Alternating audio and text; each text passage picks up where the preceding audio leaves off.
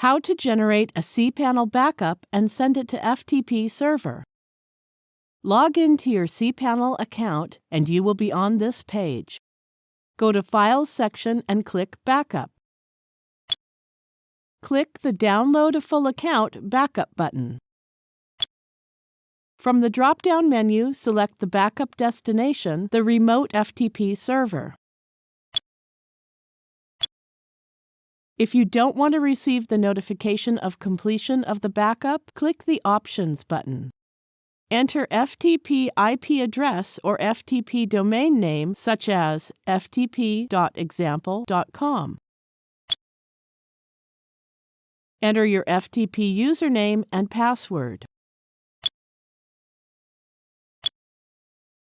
Enter port number 21 or another FTP port.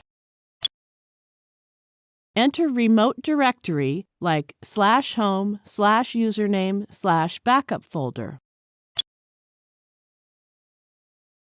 Once you fill in the remote FTP details, click the Generate Backup button.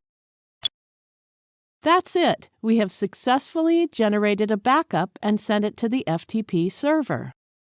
Thank you for watching.